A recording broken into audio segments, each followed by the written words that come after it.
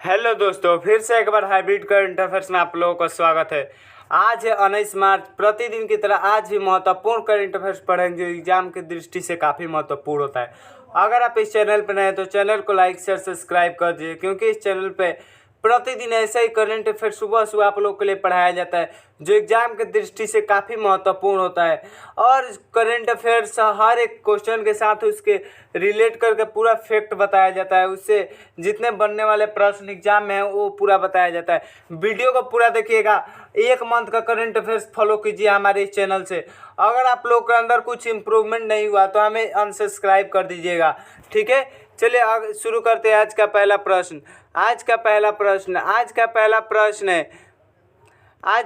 प्रश्न है हाल ही में विश्व विरासत दिवस कब मनाया जाता है? तो ऑप्शन है 16 अप्रैल, 17 अप्रैल, 18 अप्रैल, 19 अप्रैल।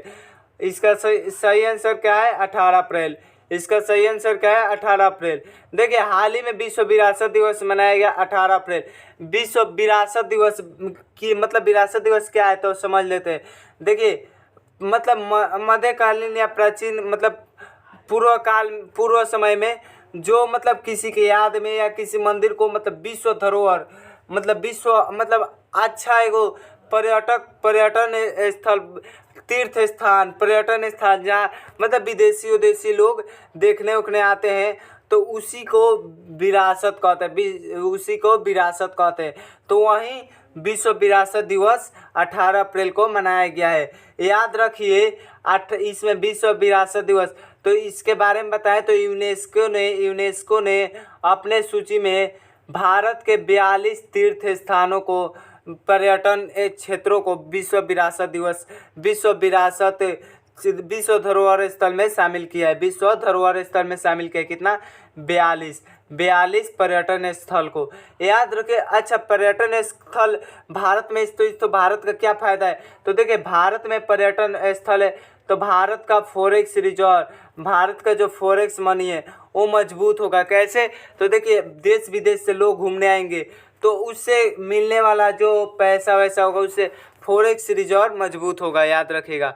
अगला प्रश्न है हाल ही में किस आईआईटी संस्थान ने भारत की पहली मोबाइल मेडिकल डिवाइस कैलिब्रेशन सुविधा लॉन्च किया? तो इसका ऑप्शन है IIT Guwahati, IIT Mumbai, IIT Madras, IIT Jodhpur. इसका सही आंसर क्या होगा? आईआईटी मद्रास। तो देखिए, हाल ही में mobile medical device calibration IIT Madras ने लॉन्च किया। तो आप लोग सोचते होंगे मोबाइल मेडिकल डिवाइस कैलिब्रेशन क्या है, तो आप लोग को बता दें। देखिए, मोबाइल का अर्थ है ये चलता फिरता, क्या? चलता फिरता। तो ये नहीं कि मोबाइल का ये जो हम लोग चला रहे हैं, मोबाइल का रियल परिभाषा चलता फिरता। तो देखिए, मोबाइल मेडिकल तो एक गाड़ी चलता फिरता मेडिकल डिवाइस लेकर चलता है। कैलिब्रेशन, देखिए कैलिब्रेशन होता है ना, वो एक स्टैंडर्ड होता है, उसके पास मापन करने का एक स्टैंडर्ड होता है। तो हर स्वास्थ्य केंद्र में जाकर उनके जो मेजरमेंट इंस्ट्रूमेंट होता है, जो मतलब क्या बोलते हैं वो ऐसे नहीं होता है, ऐसे इस टाइप का उसी को मतलब मापन की एक स्टैंडर्ड उनके पास होता है। जो चलता फिरता मोबाइल डिवाइस कैलिब्रेशन है उनके पास एक स्टैंडर्ड होता है, उसी से मिलता है। और कम होता है तो ठीक करने का प्रयास, ज़्यादा होता है तो कम करने का प्रयास, मतलब इस स्टैंडर्ड पे लाने का प्रयास किया जाना चाहिए, क्योंकि ये स्टैंडर्ड एकदम मतलब परफेक्ट स्टैंडर्ड है। और हर हॉस्पिटल में मतलब जंग लगाइए, खराब कोई भी इंस्ट्रूमेंट मतलब जांच के लिए इस्तेमाल किया जाता है, जिससे मतलब रोगी को पता नहीं होता और उन्हें घबराहट फील होने लगता है। इसीलिए मोबाइल मेडिकल डिवाइस कैलिब्रेशन का सुविधा लॉन्च आईआईटी मद्रास ने किया है, जिससे हर हॉस्पिटल में जाकर और कैलिब्रेशन करें, मतलब माप अपने स्टैंडर्ड से मैच करे कि क्या है उसका। समझ आ गया होगा, आशा करते हैं। चलिए शुरू।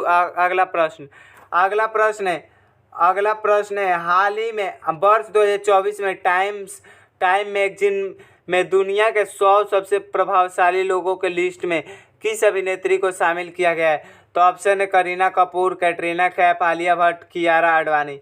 इसका सही आंसर क्या होगा? आलिया भट्ट। इसका सही आंसर क्या होगा? आलिया भट्ट। देखिए, टाइम्स मैगजीन में दुनिया का 100 प्रभावशाली लोगों की लिस्ट जारी किया गया है। उसमें आलिया भट्ट का नाम आलिया भट्ट का नाम शामिल है। आलिया भट्ट एक एक्टर अभिनेत्री है जो जिसे बहुत सारा अवार्ड भी मिलता है, मतलब बहुत अच्छी अभिनेत्री है कहे तो। आप लोग इसके बारे में जानते होंगे। चलिए अगला प्रश्न है हाल ही में चर्चित पुस्तक जस्ट ए मर्सनरी निम्न में से किसका संस्करण है? तो देखिए ऑप्शन है दुबुरी सुब्बाराव, द्रौपदी मुर्मू, PS श्रीधरन पिल्लई, अमित शाह। इसका सही आंसर क्या है? दुबुरी सुब्बाराव। इसका देखिए दुबरी ऐसा होगा, दुबरी सुब्बाराव याद रखिएगा, दुबरी सुब्बाराव। देखिए जो जस्ट ए मर्सनरी पुस्तक है उसका लेखक दुबरी सुब्बाराव है, याद रखिएगा। दुबरी सुब्बाराव RBI के भूतपूर्व गवर्नर रह चुके हैं, RBI के भूतपूर्व गवर्नर रह चुके हैं।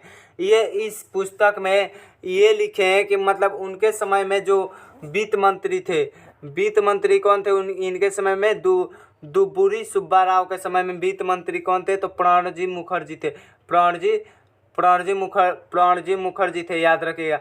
तो जो वित्त मंत्री थे, इस बुक में लिखा गया है कि हाँ मतलब RBI के गवर्नर के ऊपर दबाव बनाया जा रहा था, मतलब हिंसा का आरोप लगाए हैं इस पुस्तक में, याद रखिएगा। तो और जान लेते हैं वर्तमान में RBI के गवर्नर कौन है? शशिकांत दास। कौन है? शशिकांत दास, याद रखिएगा।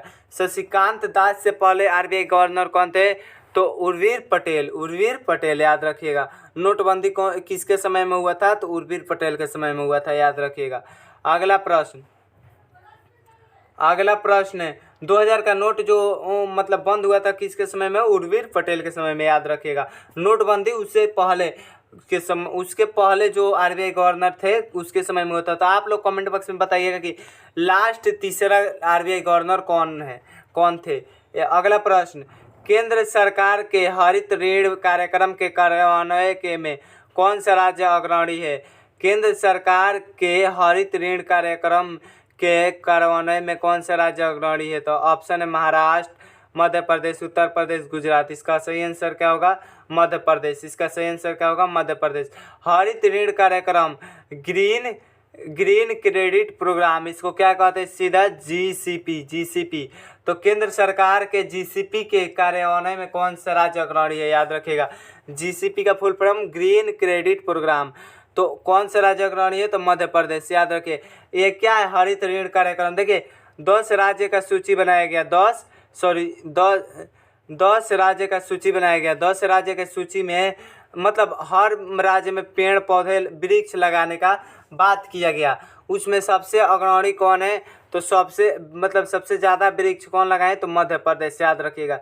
यही हरित ऋण कार्यक्रम है, याद रखिएगा। अगला प्रश्न, हाल ही के सांख्यिकी और कार्यान्वयन मंत्रालय के सचिव के रूप में किसे नियुक्त किया गया है?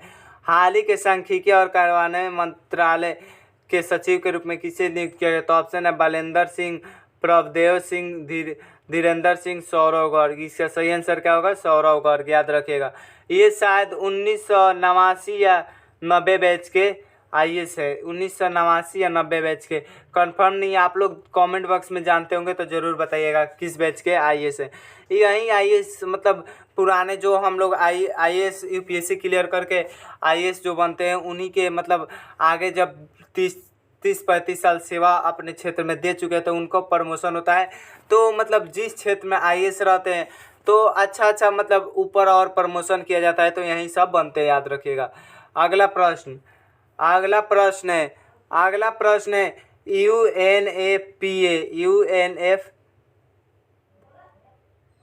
UNFPA रिपोर्ट के अनुसार अगले कितने वर्षों में भारत की जनसंख्या दुगुनी हो जाएगी? तो ऑप्शन है 57 वर्ष, 67 वर्ष, 77 वर्ष, 87 वर्ष। तो इसका सही आंसर क्या होगा? 77 वर्ष, याद रखिएगा। 87 नहीं होगा, 77 वर्ष होगा, 77 वर्ष, याद रखिएगा। जो UNFPA है, यूनाइटेड नेशन फंड पॉपुलेशन, याद रखिएगा, यूनाइटेड नेशन फंड पॉपुलेशन। इसके अनुसार जो रिपोर्ट जारी किया गया है 2077 तक अगले 77 वर्षों के बाद भारत की जो पॉपुलेशन अभी वर्तमान में कितना है 1.44 करोड़ 144 करोड़ 144 करोड़ 144 करोड़ जो 144 करोड़ है अगले 77 वर्ष में 288 करोड़ हो जाएगा। समझिए दोस्त, 200 चौंकाने वाला रिपोर्ट है, बहुत चौंकाने वाली रिपोर्ट आई है। इस देखिए चीन का दूसरे नंबर पे है, तो चीन का देखिए चीन का अभी पॉपुलेशन कितना है तो 142 करोड़ 142 करोड़ दूसरे नंबर पे है, याद रखिएगा। अगला प्रश्न है हाल ही में किस संस्थान ने श्री राम लला का सूर्य तिलक किया? तो हाल ही में किस संस्थान ने श्री राम लला का सूर्य तिलक किया? तो IIT मुंबई, भारतीय तारा भौतिक संस्थान, IIT मुंबई, भारतीय तारा भौतिक संस्थान, उपयुक्त में से दोनों IIT चेन्नई। इसका सही आंसर क्या होगा?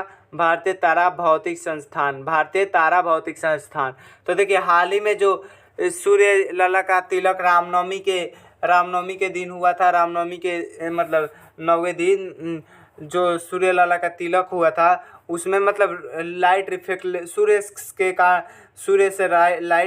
सूर्य का तिलक मतलब IIT भारतीय तारा भौतिक संस्थान के द्वारा किया गया था। कैसे किया गया था? देखिए यहाँ मान लीजिए सूर्य यहाँ से रिफ्लेक्टर लगाया गया था, रिफ्लेक्टर के द्वारा यहाँ पर एक मिरर लगाया गया था, यहाँ पे मिरर से पाइप के द्वारा यहाँ पे बीच में लेंस लगाया गया था, यहाँ मिरर लगाया गया था, यहाँ से फिर यहाँ मिरर लगाया गया था, यहाँ लेंस लगाया गया था, फिर यहाँ मिरर लगाकर यहाँ सूर्य राम लला के मस्तिष्क था, यहाँ मस्तिष्क पे डायरेक्ट रिफ्लेक्ट हुआ लाइट, एकदम मतलब भविष्य सीन था। 4 मिनट के लिए यह आयोजन किया गया था। देखिए बता देते हैं आप लोग, देखिए यहाँ से सूर्य से आते यहाँ रिफ्लेक्टर था, रिफ्लेक्टर से मिरर पे जाता था, मिरर से फिर लेंस पे जाता था, लेंस से फिर यहाँ मिरर फिर था, यहाँ लेंस था, फिर मिरर था, मिरर से लेंस पे, फिर मिरर पे, फिर लेंस पे, यहाँ पे मिरर पे पड़कर डायरेक्ट एकदम सीधा रामलला के मस्तिष्क पे जाता था, रामलला के मस्तिष्क पे जाता था। ऐसे 4 मिनट पे भव्य कार्यक्रम चलाया गया था, 4 मिनट चौंकाने वाला कार्यक्रम था। अगला प्रश्न है किसे विजडन के शीर्ष क्रिकेटर के रूप में नामित किया गया है? किसे विजडन के शीर्ष क्रिकेटर के रूप में नामित किया गया है? तो ऑप्शन है Virat Kohli, Rohit Sharma, Kane Williamson, PAT Cummins. तो इसका सही आंसर क्या होगा? PAT Cummins. याद रखिएगा 2023 के वर्ल्ड कप विजेता ऑस्ट्रेलिया है, ऑस्ट्रेलिया के कप्तान कौन है? PAT Cummins. ऑस्ट्रेलिया 6 बार वर्ल्ड कप जीत चुकी है, 6 बार वर्ल्ड कप जीत चुकी है, याद रखिएगा। ऑस्ट्रेलिया कितनी बार? 6 बार वर्ल्ड कप जीत चुकी है, ये बात याद रखिएगा। अब महिला में विजडन के शीर्ष क्रिकेटर के रूप में किसे नामित किया गया है? तो ब्रांट को। किसे? ब्रांट को नामित किया गया, याद रखिएगा। अगला प्रश्न ब्रांट कहाँ के? इंग्लैंड के, ये भी याद रखिएगा। अगला प्रश्न भारत किस वर्ष तक मालवा मुक्त अंतरिक्ष मिशन हासिल करेगा? ऑप्शन है 2028, 2030, 2035, 2040। इसका सही आंसर क्या होगा? 2030 तक। मतलब भारत के जो इसरो के जो चीफ है वो सोमनाथ, वो बोले हैं 2030 तक हम लोग मालवा मुक्त अंतरिक्ष मिशन मतलब हासिल कर लेंगे। तो देखिए क्या है मालवा मुक्त अंतरिक्ष मिशन? तो देखिए जो ये एलियो होता है, एमियो होता है, एचईओ होता है, एलियो लोअर मिडिल और फिफ्थ, मतलब एक कक्षा होता है, 3 कक्षाएं होता है। इसमें सैटेलाइट है, इस सैटेलाइट जो